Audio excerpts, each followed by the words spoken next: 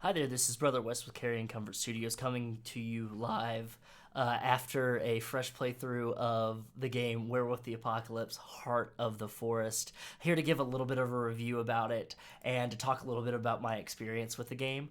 Before I go into that, though, I want to give a little bit of details about the game. Werewolf the Apocalypse, Heart of the Forest is the first video game to be released based off of the Werewolf the Apocalypse tabletop system line from White Wolf Publishing and now Paradox Interactive.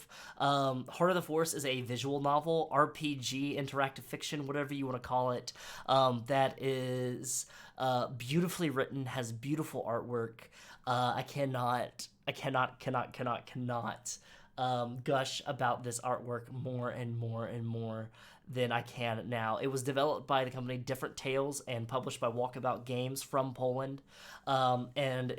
Your game length might run up to about 5 hours, full complete playthrough 15 hours, and you can find it at GOG.com and Steam. Now, before we go into more details about the game and my experiences with it, if you're not familiar with the World of Darkness is an established transmedia franchise and entertainment brand that imagines what happens when monsters are real and only inalienable humanity keeps them in check. We're talking vampires. Vampire the Masquerade is one of the most popular lines from it. Werewolves, ghosts, mages, Prometheans, demons, angels, so much more. These creatures walk among us, and they are hiding in plain sight. And now, Paradox Interactive is allowing different companies to push the brand more and more. We're talking comic books, audiobooks, narrative-based games. Werewolf the Apocalypse has Earthblood coming out soon, which is a action 3D, an action third-person game. You've got Coteries of New York, Shadows of New York, Bloodlines 2 is coming out soon. They're hitting the video game world by store. We've got Winter's Teeth, which is the comic book line. There's a bunch of different audiobooks out. Specifically, this game is focused on Werewolf the Apocalypse, though, and it was released, the tabletop game was released in 1992, and it hit the tabletop world by storm. I am a big fan of Werewolf the Apocalypse. I played it in college. That was my introduction to the World of Darkness. I actually love Werewolf the Apocalypse a little bit more than Vampire the Masquerade, though I do love Vampire the Masquerade, but werewolves, I feel a certain kinship to them.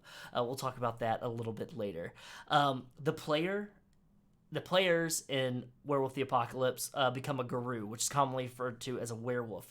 Their kind is locked in a two-front war against the spiritual desolation of urban civilization and the Worm, which is a supernatural force that seeks to bring about the apocalypse of corrupting human nature.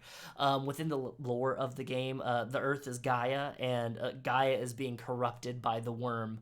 And there are two other entities, the Weaver and the Wild. The Wild is the chaos of the world, the randomness of it, the wilderness, and the Weaver is the structure and the law and the order of it. And the Weaver tried to contain the Worm, and that drove the Worm mad, and the Worm broke free.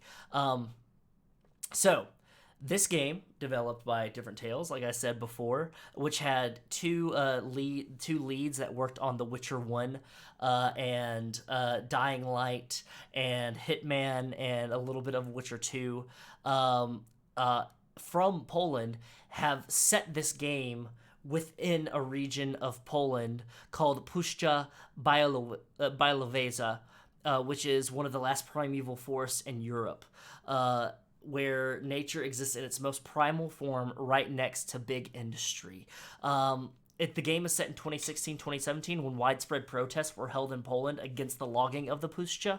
Officially, the deforestation was the answer from the Minister of Environment to a beetle infestation. Powerful harvesters were brought to the woodland, deeply disrupting the ecosystem. But eventually, due to the actions of protesters, the European Court of Justice ordered an end to the logging, and the Polish government reluctantly complied. The conflict between pristine nature and human greed made the Puszcza a perfect setting for a World of Darkness story. And within this game, your character, the player plays the character of Maia, a young American woman with Polish ancestry that is haunted by strange dreams about her family ties and her ties to the Puszcza. And so she goes there with her friend Anya, a student from Norway, to learn more about the area.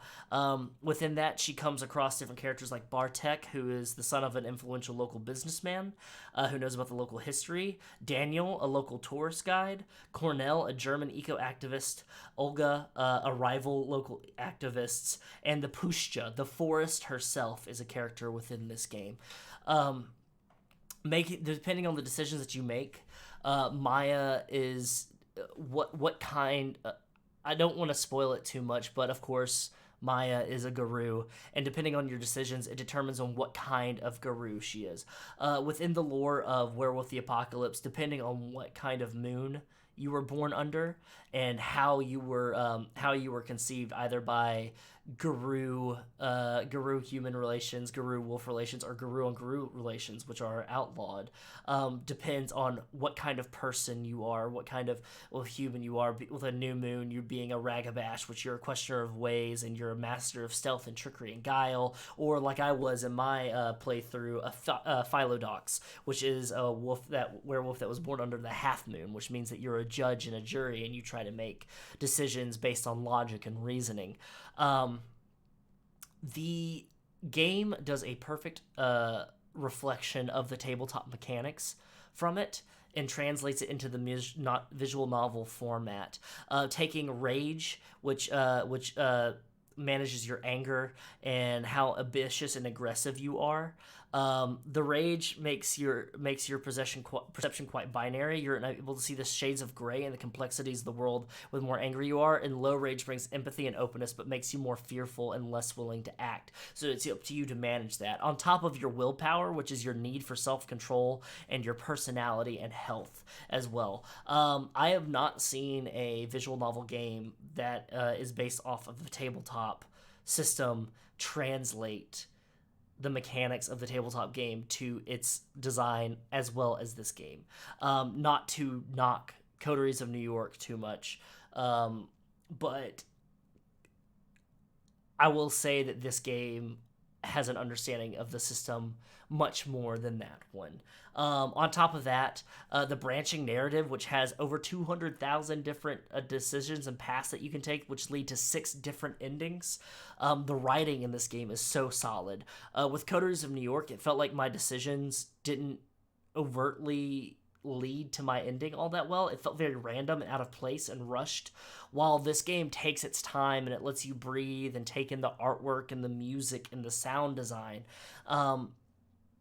It's so well written, and you can tell that the writers, there are 3 different writers, took such good care to understand it. And in the artwork, oh god, the artwork, there's 8 different visual artists that took reference of the work of Dave McKean, the artist that did the Sandman graphic novels, as well as a few others. And I'm just going to show you right now that like look at that, look at just the line work and the abstract surrealism mixed with the realism of it all, is very beautiful, and it brings a sense of openness and imagination to the game world as well.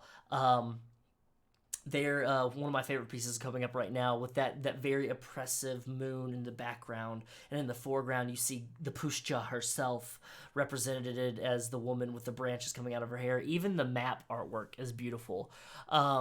There is quite nothing like the artwork in this game, and I'm so happy it exists. It's so good that I have it as my background of my wallpapers of my personal computer right now, as well as my laptop. That's how much I love it. That's another one of my favorite pieces right there from a dream that Maia has. I cannot gush about that enough. The sound design as well is phenomenal. The sound effects blend in seamlessly. The music is very effective and it fits in within the game, and it really brings you into the setting. Not only as just an atmospheric ambiance kind of music, but also some music that's from the local area. I had a really great time with my first playthrough. It took about 3.5 to 4 hours to complete, and I'm about ready to start on my second playthrough now. I'm also going to be streaming it soon, but this is the first time I've played a game other than maybe like Dream Daddy, Dad Dating Simulator, which was like a visual novel format, that I was like immediately like, yes, let's go ahead and play it again. Let's boot it up. Let's do it. Let's go. This game, Different Tales did such a good job on it, developing it, and I cannot wait to see what more they do with the world of darkness. you can find, I'm going to have all the links below to their websites, to their social medias. Please, please, please go give them a follow. I'll also have the links to where you can purchase the game from GOG.com or Steam. I don't really, this is my first video game review, and I don't want to set the precedence of having like a rating system of like, I'm going to rate this 9 out of 10, or I'm going to give it an A+ or an A-. But I will say that I do highly recommend you purchasing it if you are a lover of Werewolf the Apocalypse, or if you're a lover of visual novels, or different indie development games, or dark atmospheric games, or hell, even werewolves are your steez, then I would highly, highly recommend you checking this game out. I would like to thank Piotr from Walkabout Games for sending me this review copy. I am going to make sure that this gets to you, and I hope this review brings a smile to you and the rest of the developers and the publishers of this game.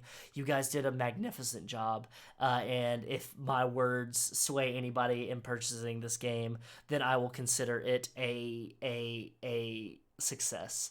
I hope to see you having a great success with this game, and please, to those watching it, please don't go give them the follow. Please go purchase this game. Now, before the video ends, I am going to drop the release trailer, so my words don't just win you over, but you seeing the music and the artwork and action might as well. Do be sure to hit like or subscribe if you can. Any engagement with the channel is really good, and I hope to see you guys in future videos and more stuff. You can follow me as well. All of my socials are linked around here, and you can also catch me streaming this game and many others like it on my Twitch stream, twitch.tv/Carrion Comfort Studios. I hope you have a great rest of your day or evening or week or weekend whenever you're watching this, and do not forget, comfort comes soon. Now let's go ahead and roll this video, and I'll let you guys go. Bye now.